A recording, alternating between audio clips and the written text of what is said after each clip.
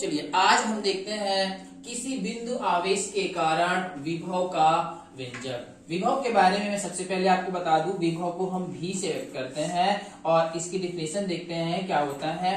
जैसे आपके पास यहाँ पे एक प्लस क्यू आवेश है, तो आवेश के चारों ओर एक क्षेत्र होता है जिसे हम क्या बोलते हैं, विद्युत क्षेत्र। इस विद्युत क्षेत्र में यहाँ पर हम क्या करते हैं, एक बिंदु ले लेते हैं। तो इस बिंदु पर यहाँ पे क्या है आपका अनंत। अनंत से हम क्या करते हैं, किसी एकांक धनावेश को, अनंत से किसी एकांक धनावेश को विद्युत क्षेत्र के किसी बिंदु तक लाने में जो कार्य करना पड़ता है वो कार्य ही उस बिंदु पर विभव कहलाता है। ये विभव की डिफिनेशन है। कहने का मतलब ये है कि हमें जो विभव का व्यंजक यहाँ पे ज्ञात करना होगा उसके लिए हमें क्या निकालना होगा, कार्य निकालना होगा। तो चलिए फिर शुरू करते हैं। सबसे पहले हम इसका फिगर बना लेते हैं। देखिए यहाँ पे क्या है, आपके पास बिंदु O है और O पर यहाँ पे क्या ले लेते हैं, प्लस Q आवेश। इससे यहां से यहां तक x दूरी पर एक बिंदु ले लेते हैं A। जैसे मैंने बताया है, यदि यहाँ पर प्लस क्यू आवेश होगा तो इसके चारों ओर क्या होगा, एक विद्युत क्षेत्र होगा। इसी विद्युत क्षेत्र में यहाँ पर x दूरी पर एक बिंदु A है। तो इस बिंदु A पर इस प्लस क्यू आवेश के कारण क्या होगा, आपको क्या प्राप्त होगा, विद्युत क्षेत्र की तीव्रता। तो हम लिख देते हैं यहाँ पर, ये हो जाएगा प्लस क्यू आवेश के कारण A पर तीव्रता। तीव्रता को हम E से शो करते हैं और E इक्वल टू होता है, इसका फार्मूला है 1/4 पाई एप्सिलॉन 0 Q अपॉन दूरी का वर्ग। तो कितनी दूरी पर है A, आप देखेंगे x, तो ये दूरी का हो गया वर्ग। अब यहाँ पे इसका डायरेक्शन भी हमें शो करना होगा, तो इसलिए क्योंकि ये प्लस क्यू आवेश है तो यहाँ पर इसका जो डायरेक्शन होगा E का वो उससे दूर की तरफ होगा, ये दूर की तरफ। आगे हम बढ़ते हैं। अब यहाँ पे हमें क्या बताना है, जैसे मैंने बताया है आपको भी निकालना है और भी के लिए आपको क्या निकालना होगा, कार्य।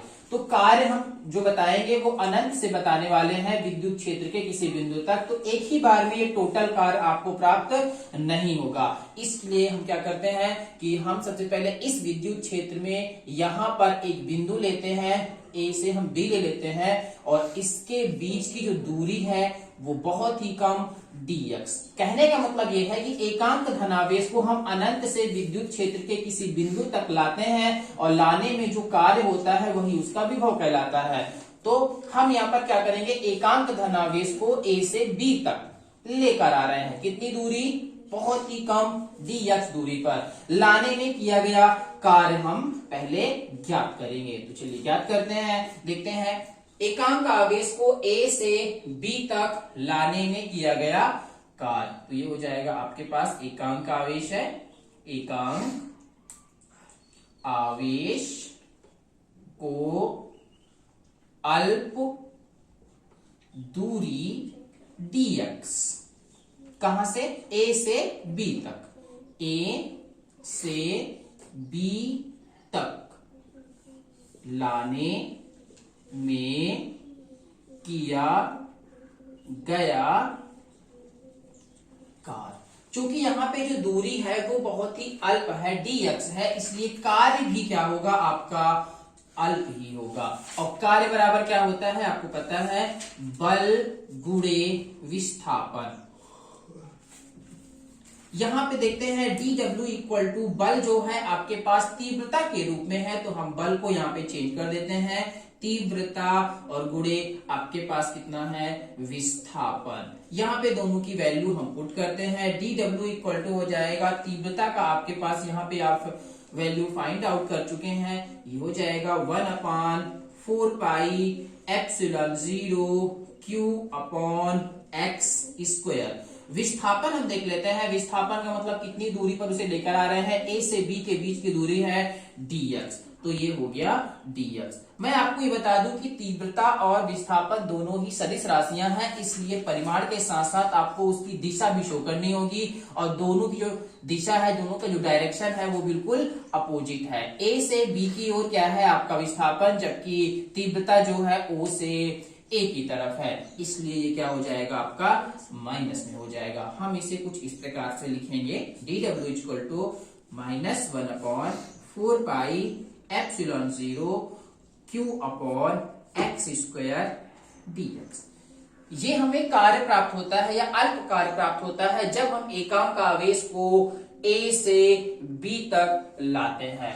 हमें यहाँ पर क्या करना है, विभव ज्ञात करना है, और विभव जो होगा जब हम एकांक आवेश को अनंत से विद्युत क्षेत्र के किसी बिंदु तक लाएंगे। तो चलिए अब हम एकांक आवेश को अनंत से लाते हैं, तो यहाँ पे हो जाएगा अतः एकांक आवेश को अनंत से A तक लाने में किया गया कार्य। अब जब कार्य बताएंगे तो यहां पे हो जाएगा W इक्वल टू इंटेग्रल समाकलन, कहां से है, अनंत से ला रहे हैं कहां तक, x दूरी तक, क्योंकि ये जो A है वो कहां पर है, इस प्लस क्यू आवेश के विद्युत क्षेत्र के अंदर।